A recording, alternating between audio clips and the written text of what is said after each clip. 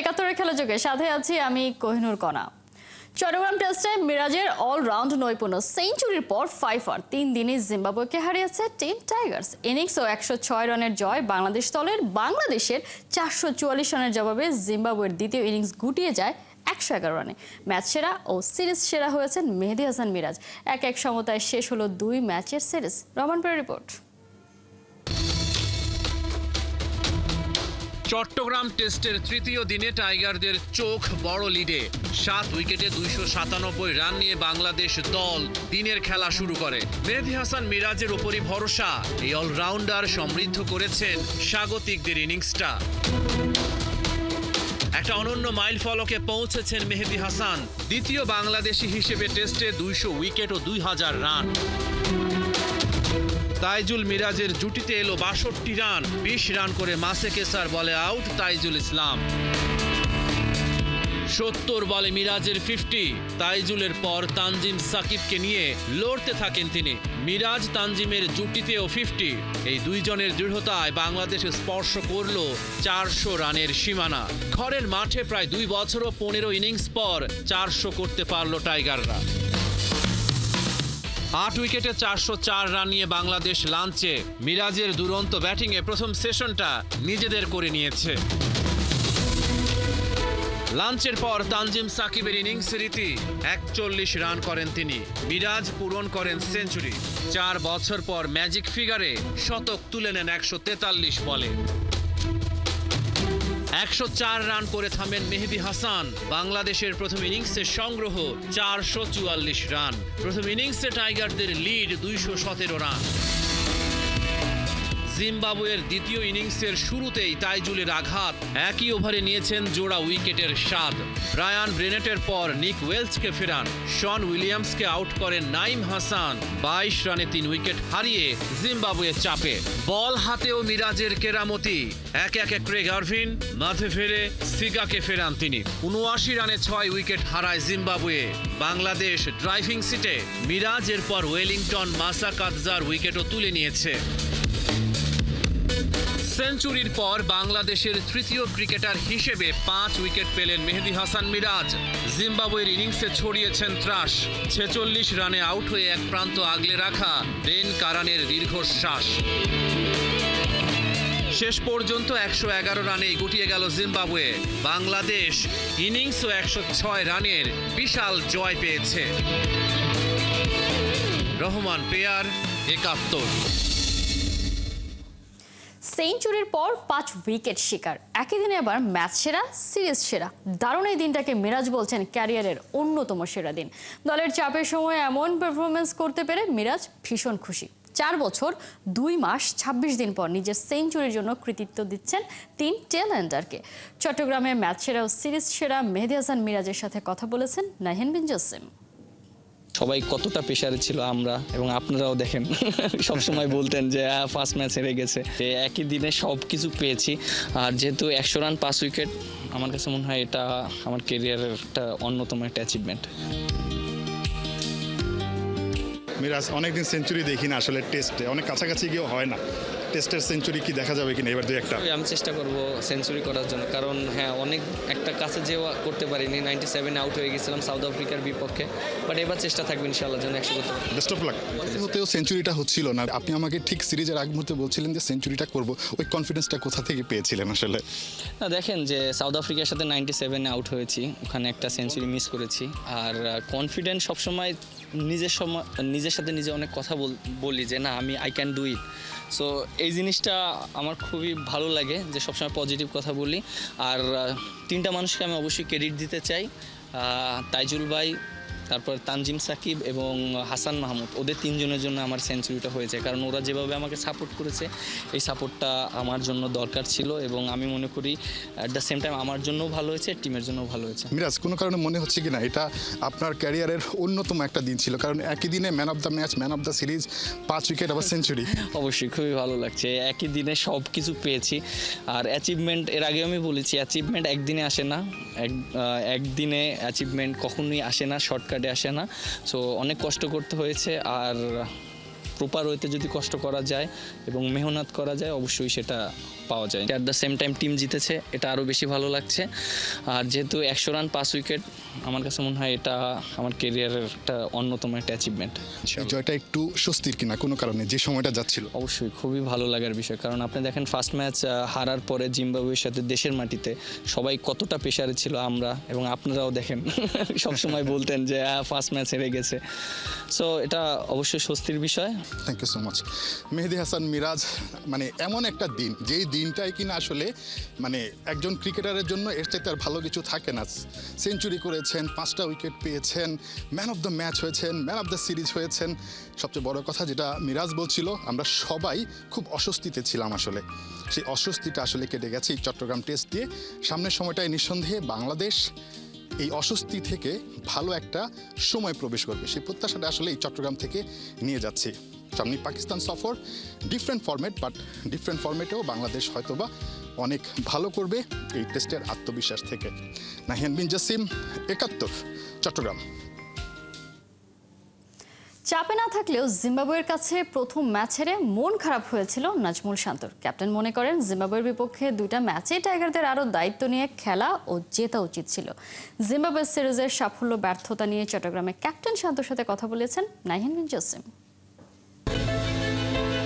যখন প্রেসের জন্য যাচ্ছিলাম ভাবছিলাম আসলে একটা সময় আন্ডার-19 কথাই মনে পড়ছিল। সো খুবই ভালো লেগেছে যেভাবে ও খেলেছে, আমি সবসময় এটাই আশা করি ওর কাছ থেকে।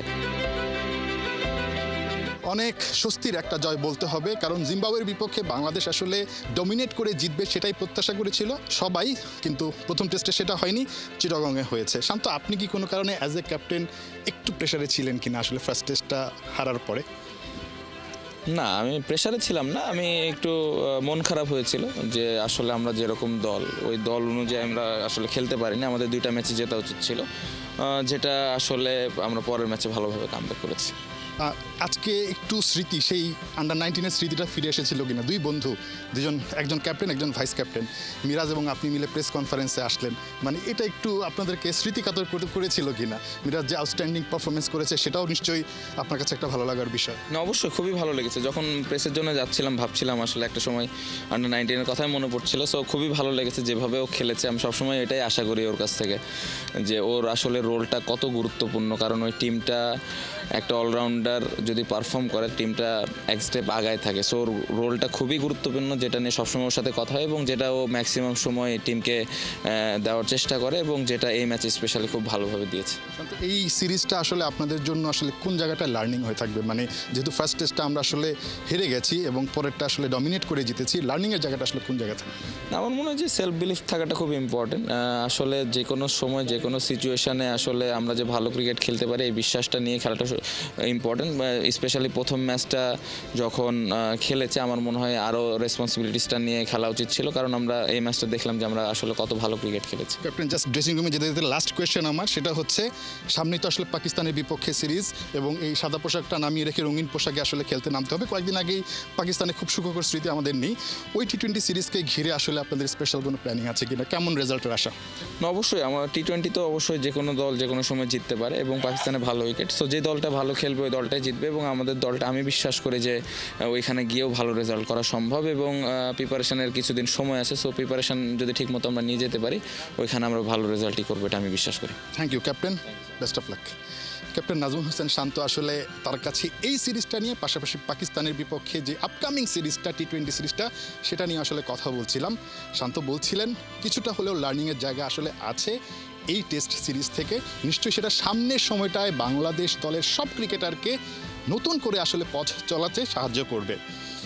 শান্ত বলেছেন সেই মিরাজের যেই স্মৃতিটা আসলে আন্ডার-19 থাকা অবস্থায় যে স্মৃতিটা, সেই স্মৃতিটা আসলে ফিরে এসেছে এই টেস্টে। একসঙ্গে দুজন আসলে গিয়েছিলেন এই প্রেস কনফারেন্সে। সো এরকম আরও বেশি যেন যাওয়ার সুযোগ হয়, দুই বন্ধু মিলে যেন আসলে সামনের সময়টায় বাংলাদেশকে এরকম আরও ভালো ভালো কিছু স্মৃতি বড় বড় দলের বিপক্ষেও দিতে পারে, সেই প্রত্যাশা একটা কিন্তু আসলে শান্তর ভক্ত, মিরাজের ভক্ত, একই সঙ্গে বাংলাদেশের যারা ক্রিকেট প্রেমী আছেন তারা সবাই করে।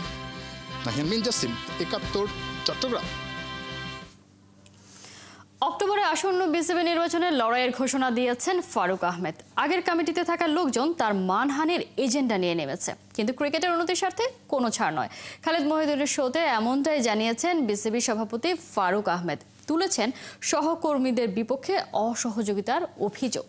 পার্থমানিকের রিপোর্ট। ব্যাট হাতে ছক্কা হাঁকাচ্ছেন ফারুক আহমেদ, চারপাশে দর্শকদের হাততালি, মুখে বাহবা। কিন্তু বিসিবিতে পরিস্থিতি কি ঠিক এমনটা? ছক্কা হাঁকানোর মতো এত সহজে বোর্ড চালাতে পারছেন তিনি? প্রশংসা না পাক সহকর্মীদের সমর্থন, সহযোগিতাটুকু কি পাচ্ছেন? উত্তরটা সবারই জানা। প্রথমে নাজমুল আবেদিন ফাহিম, এরপর মাহবুবুল আনাম। জানা গেছে বোর্ডের ভেতরে অনেকের সাথেই ফারুক আহমেদের সম্পর্ক যে জায়গায় থাকার কথা ছিল সেখানটায় নেই। অক্টোবরে বিসিবির নির্বাচন, গেল কয়েক মাস ধরেই বিসিবির নেক্সট প্রেসিডেন্ট হিসেবে আলোচনায় আছেন আলী আসগর লবি, নাজমুল আবেদিন ফাহিম, সৈয়দ আশরাফুল হক, মাহবুবুল আনাম সহ অনেকেই। এর বাইরেও বিচ্ছিন্নভাবে আরও নাম এসেছে, তবে তারা কেউই এখন পর্যন্ত গণমাধ্যমে সরাসরি নির্বাচনের ঘোষণা দেননি। কিন্তু ফারুক আহমেদই প্রথম যিনি সেটা করলেন। খালিদ মুহিউদ্দিনের শোতে ঘোষণা দিলেন নির্বাচনী ময়দানে তিনি নামছেন। একটা দল আছে যারা ক্রিকেট বোর্ডে দুর্নীতি করেছে এবং এখন চেষ্টা করছে আমাকে ছোট করতে। তাদের জন্য সবচেয়ে সহজ কাজ ফারুক ভাইয়ের জন্য 4টা কলাম লেখা, 2টা মিথ্যা কথা বলে বদনাম করা। কারণ তারা জানে এ তো ওই ধরনের লোক যে রিজাইন করে চলে যাবে। কারণ দেশের ক্রিকেটের ইমপ্রুভ করা ছাড়া তার কোনো আলাদা এজেন্ডা নাই। তাই আমার মনে হয় ইচ্ছাকৃতভাবে একটা খেলা হচ্ছে। এবার আমি চিন্তা করেছি আমি চেষ্টা করব ইলেকশন করতে। দেশের ক্রিকেট ছেড়ে দিলে তো আর প্রবলেম সলভ হলো না। মাঠের ক্রিকেট যতই পাঞ্চি হোক, বিসিবিতে ফারুক আহমেদ ভার্সেস আদার্স এখন জমজমাট এক খেলা। কোনো রাগঢাক না রেখেই বোর্ডের বাকি 9 জন ডিরেক্টরের সাথে যে তার সম্পর্কটা মসৃণ নয়, সহযোগিতা পাচ্ছেন না, তা অবলীলায় স্বীকারও করেছেন ফারুক আহমেদ। আপনি জানেন আগের বোর্ডের অনেকেই যারা দেশ ত্যাগ করেননি তাদের সাথে কিন্তু আমি কাজ করছি। আমাদের 2 জন নতুন আর পুরো সেট আপ সেম। এর মধ্যে বিগ চ্যালেঞ্জ ছিল বিপিএল। আপনি জানেন যে ফ্র্যাঞ্চাইজি লিগে প্লেয়াররা একটা ভালো টাকা পায়। আমি কিন্তু আমার সবকিছু করতে চেয়েছি। তখন বোর্ডের 9 জন পরিচালক তারা যে খুব অ্যাক্টিভ ছিল তা কিন্তু না। নির্বাচনে নামার ঘোষণা দিলেও মাঠ যে কতটা প্রতিকূল তা বিসিবির ফান্ড ট্রান্সফার নিয়ে চলা প্রোপাগান্ডায় ভালোই টের পেয়েছেন ফারুক আহমেদ। প্রথম দফায় বোর্ডের তরফে ব্যাখ্যা দিয়েও স্বস্তি মেলেনি। শেষমেশ খালিদ মুহিউদ্দিনের শোয়ে নিজের ব্যাখ্যা দিয়েছেন। 238 কোটি টাকা ট্রান্সফার কি তার একার সিদ্ধান্তেই হয়েছে? তার ফাইনাল করা ডকুমেন্টে শুধু সাইন করার যে দাবি মাহবুবুল আনাম করেছেন সেটাও কি সত্য? আপনারা জানেন 21 আগস্ট আমি যখন দায়িত্ব গ্রহণ করি তখন আমাদের দেশের অনেকগুলো ব্যাংক রেড জোনে। আমরা জানি যে অনেক ব্যাংকে টাকা নেই। ওই দুশ্চিন্তা থেকে জিনিসটা আমার মাথায় প্রথম এসছে। কিন্তু এর মাঝখানে আমাদের আরও ডিরেক্টররা সতর্ক করেছে যে বাংলাদেশ ব্যাংকের রেটিং এসেছে, এখানে টাকা নেই, এখান থেকে সরাতে হবে। তাই ওই কথাটা আর টিকে না যে আমার একক সিদ্ধান্তে হয়েছে। ইনফরমালি প্রতিটা বোর্ড ডিরেক্টর জানতেন। এখন তারা যদি কিছু বলে থাকেন এটার বাইরে অন্য কিছু, এটাতে আসলে আমার কোনো কমেন্ট করার কিছু নাই। কিন্তু এই সম্মতি তাদেরও ছিল যে হ্যাঁ, it's very good idea.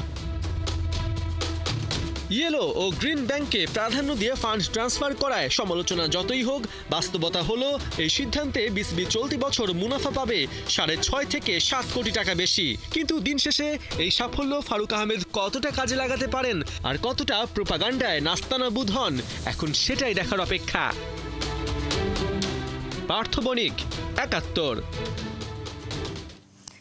Real মাদ্রিদকে কাঁদানো বার্সেলোনার সামনে রাতে ইন্টার মিলান পরীক্ষা। ইউএফা চ্যাম্পিয়ন্স লিগের প্রথম সেমিফাইনালে মাঠে নামছে 2 দল। হারতে ভুলে যাওয়া লামিন ইয়ামালরা চাপকে ছুটিতে পাঠিয়েছেন। অন্যদিকে মেসি সতীর্থ লাউতারো মার্তিনেজের সামনে 15 বছর পর ইউরোপ সেরা হবার লক্ষ্য। স্পেনের স্তাদিও অলিম্পিক লুইস কোম্পানি স্টেডিয়ামে ম্যাচ শুরু রাত 1টায়। Medina এমের report. অনুশীলনে সবার সামনে 17 বছর বয়সী ওয়ান্ডার বয় লামিন ইয়ামাল থাকবেই বা না কেন। বার্সার জার্সিতে আজ রাতে ইউসিএলের প্রথম সেমিফাইনালে ইন্টার মিলানের বিপক্ষে ম্যাচটি যে তার 100তম মাইল ফলক স্পর্শ করার ম্যাচ। মৌসুমের 3 এল ক্লাসিকো সবকটি জিতে পুরো বার্সা দলটাই এখন ফ্রন্ট লাইনে। 2025 সালে স্রেফ একটি ম্যাচে হেরেছে বার্সেলোনা। নাও রে, উপায় কি? গত এক দশক ধরে চ্যাম্পিয়ন্স লিগের শিরোপা ট্রফি ক্যাবিনেটে উঠাতে পারেনি বার্সা। মেসি নেইমারদের হাত ধরে সবশেষ 2015 সালে শিরোপা গিয়েছিল কাতালোনিয়ায়। অগ্রজদের অনুসরণ করে ইতিহাস ফেরাতে চান অনু ইয়ামাল, ফেরান তোরেসরা। চোখ থাকবে রাফিনিয়ার উপরেও। দুজনেই যে ব্যালন ডিওর জয়ের দৌড়ে এগিয়ে আছেন। ব্যক্তিগত স্বার্থ টপকে সবার আগে দলগত ট্রেবলের হাতছানি। চাপ অনেক আগেই তা বাড়িতে রেখে এসেছি। আমি চাপ অনুভব করি না, কেবল মনে হয় আমাকে মুহূর্তটি উপভোগ করতে হবে এবং আমার সর্বোচ্চটা দিতে হবে, এইটুকুই।